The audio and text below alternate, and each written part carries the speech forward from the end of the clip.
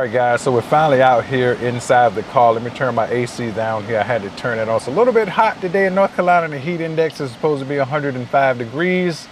So there you have that. Alright, so this is the XTOOL D9S Pro.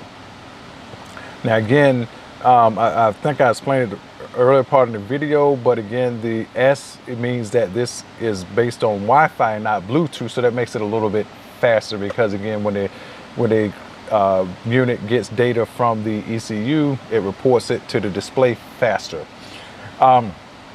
Pro, they do have a D9S, but the D9S Pro, what the difference again is that the biggest difference is that is inside of the ECU programming for certain models and sort of in the guided functions in certain models.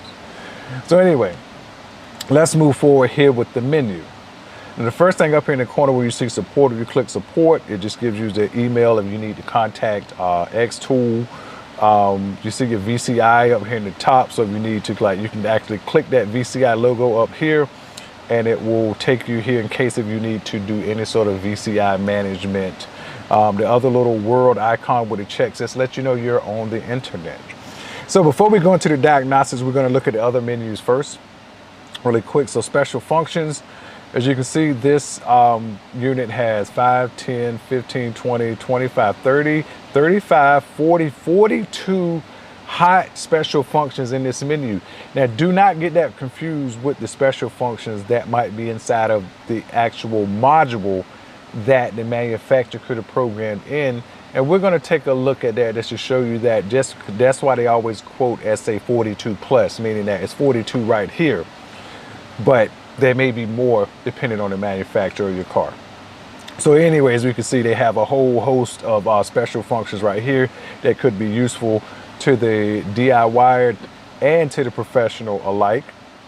All right, let's back out of here. Reports are just what it says. You can go back to, if you generated some reports, you can see I already generated a couple of reports here. It's just on this list here. And you can also record data and do data playback just the same as you can screen record just the same. All right, so updates are just what it says. I have no updates here at the moment, I don't think.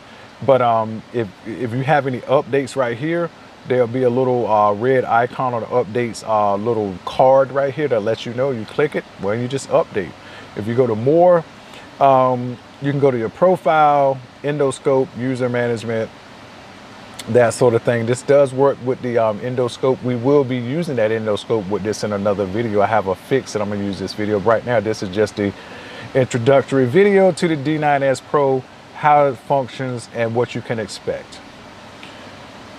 All right, so remote control is just what it is. You can go to the team viewer function here. So let me back out of here. I just want to show you that real quick. And if somebody's remote, they can also tap into your scan tool and do some diagnosis for you remotely. Settings are just what they are.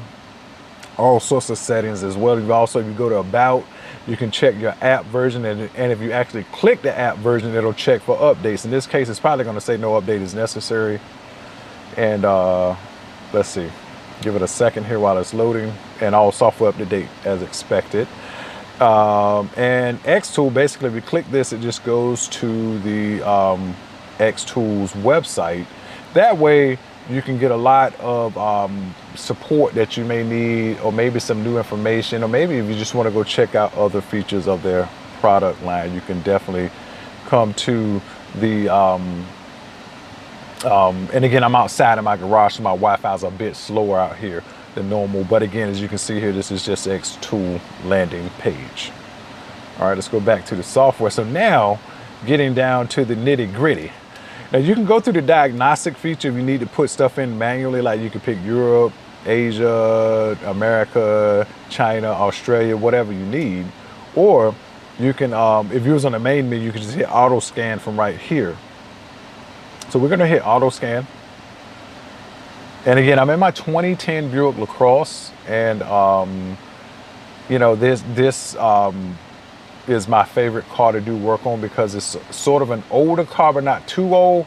but it also has a lot of modern features, so you can kind of get the best of both worlds when I take a look with this car, when I'm, you know, giving an overview of a scan tool. All right. So anyway, we have actually got the car running because I want to show you some live data. So we're going to do automatic. We can do a system selection. Basically what this does, I'll show you what system does first. If you do a system selection, what it does, it'll let you pick whichever module you want to go directly into without having to go through the whole scan process. So if you just wanted to go straight into the ECM, you can go straight into the ECM without having to go through the whole scanning of all modules process. But for the sake of this video, we're going to go through automatic scan. Go ahead, automatic, excuse me. And as you'll see, it'll just sort of fly right through these modules. One thing I like about this is that the modules that are not present, it doesn't take them a long time to determine that and move on. Some scan tools take a while to determine that, and you get a sort of a it just takes a little while longer. That's all. I'm noticing on my car here, that's why I looked up here, I see where it says I need to service stability track. All that's saying is that it's some carbon buildup on my throttle body in my car. So I'm gonna do that probably later on today. I may even go ahead and make a video out of that, because I don't think I've seen anybody make a video on, particularly with this car here, on cleaning the throttle body and how you should do that if you got a stability check light. So I'll go ahead and do that probably as a follow-up video here. All right, so we're getting close. Got a few codes, but most of the codes are just not really codes that affects the drivability of the car. So for example, we go into the electronic brake control module, we hit diagnosis. Usually a communication error. Basically, it's just an older car, so let's just read DTC. And control module communication bus 8 off. And well, not exactly sure what that means, but again, usually codes like this don't affect the drivability of the car. It's up for you to determine with your car. We take a look in the BCM, high intensity discharge, and excuse me. And we'll go ahead and check out these codes. And I think that's just like, I think the batteries on some of my TPMS signals like maybe being a little bit weak. And I got LED lights all inside this car when they came with incandescent from the factory. So some of these are just saying short the battery, open circuit. It's just saying that it's just a different voltage in those LED bulbs than I think it's the 194 type bulbs than the incandescent bulbs. So not anything to worry about there. So now let's go into, we're going to use the ECU as the example here to show you what you know, you can expect from the scan tool. So we go to the ECM. This is 3.6 front wheel drive. And once we get in, so now if you go to special functions, in this case, it's just some reset functions that you can do. Fuel trim reset, they didn't have that in the main special function menu.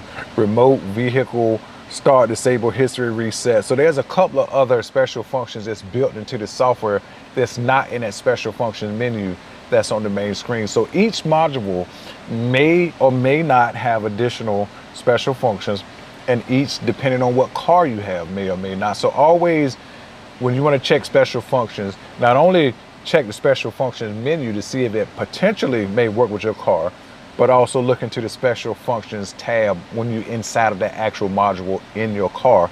You may find some things that you didn't know existed.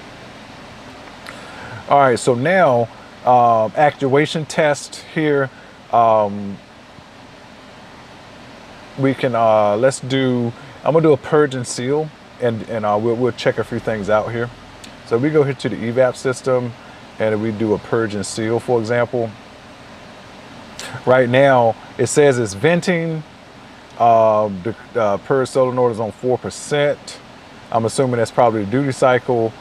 And here's other information that you can have. You can also view data stream. You want to go to the data stream because really what you want to do in a case like doing the purge and seal, you want to see the voltage of the pressure sensor and the actual inches of water, which it'll pop up here in a second. So as we see, this car has right now just a slight vacuum on it. So now we hit, now this thing does have some tolerance, meaning that if you were to hit not venting, if it seals, you may still see a little bit of decay, but it'll probably be in the hundreds instead of the tenths. So based on my experience, what I've seen is that, for example, if I do a Persian seal in this car, you might see a slight decay, but on my truck that actually have a check engine light for a EVAP code, you will see that decay drop much faster, meaning that these cars have a little bit of tolerance, it appears. So right now we hit not, let's go up here, let me show you. Right here it says venting, 22% of solenoid valve command. We hit not venting. Venting is going to go to not venting, and the purge solenoid valve command is going to go to 0, and that's going to close the system. So we hit not venting, and hold on, let me do that again. I still got the little film on top here. Hit not venting. What will happen is that now it's not venting at 0%. Now if we go down here and look at the inches of water and the voltage, it's a slight decay, sort of, but not really. As you see, 0.85, 0.83. It's kind of holding that, and this is just a slight vacuum. A lot of people like to actually turn on the purge valve and suck a little bit out to make it a little bit higher. Like, for example, that slight vacuum is holding. If this right here goes down to 0, that means that it can't even hold whatever vacuum that the purge solenoid had put into the system, and that's just all what that means. So again, sometimes people, let's just say, hit 10%, and what'll happen as soon as that cuts on, you'll see that number change in terms of the pressure sensor. So just hit not venting and you stop that, and what'll happen is that you can go up here, as you can see that it's not venting 0%.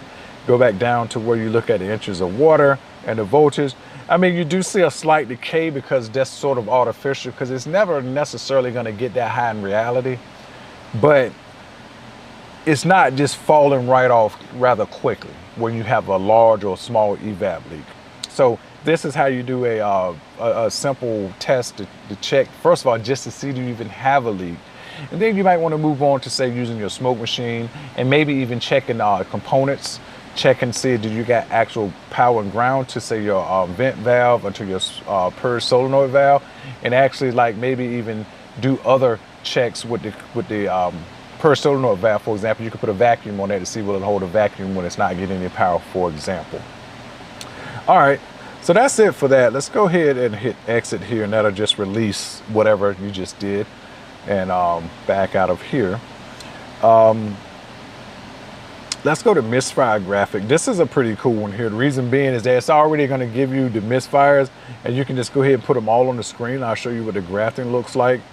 Hit custom and hit graph. If you combine them, combining graphs usually are not necessarily the most optimal thing to do, but if you do, you probably don't want to do it with too many data pits, because it might get a bit confusing. But as you can see, there's no misfire, so this is not really a good representation, but at the same time you can clearly see these graphs.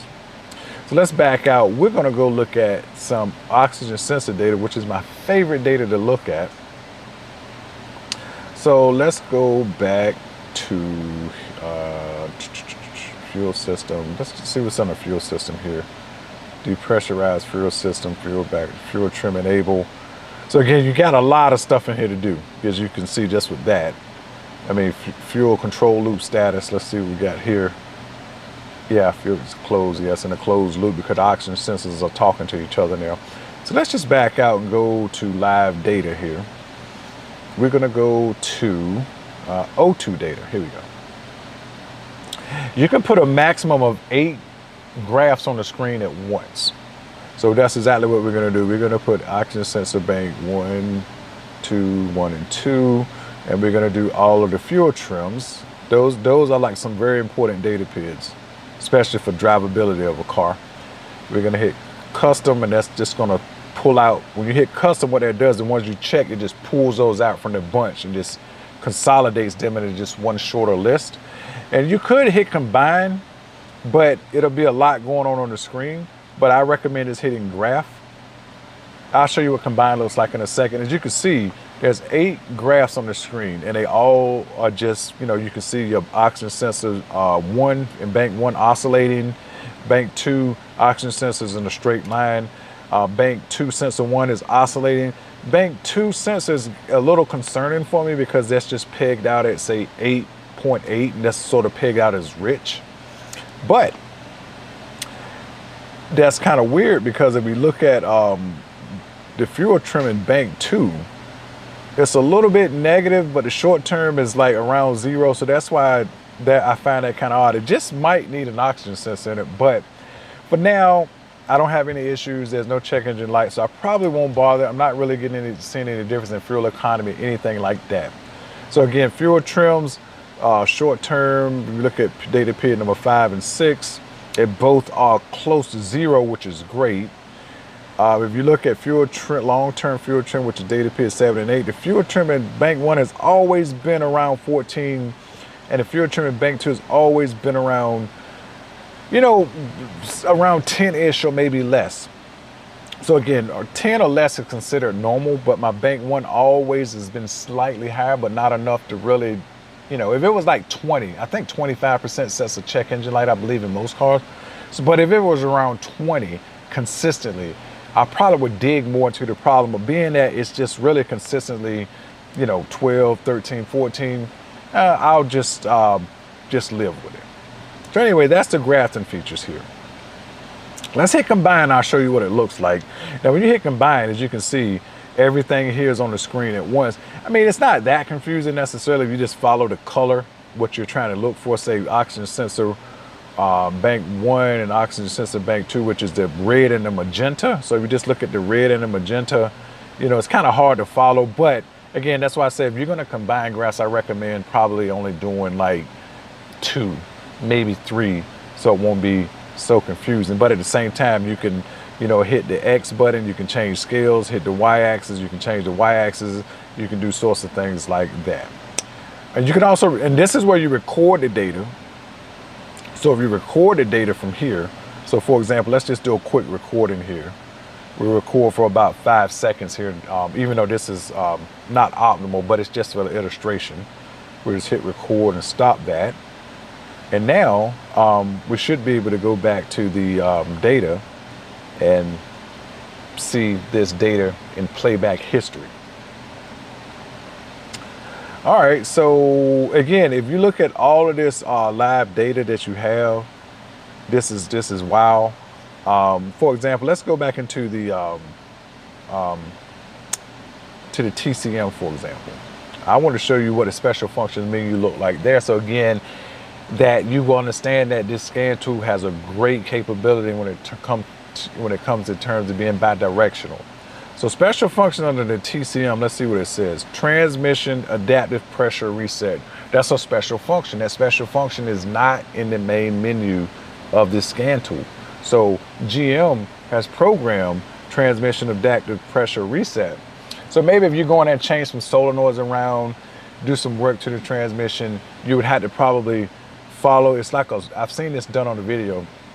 Sometimes you just reset it, and I think sometimes you got to drive it at a certain speed. I guess it depends on how much relearning you have to do. I don't know if this is the exact menu, but you get the point that the whole point is that this is a special function that's not in the special function menu.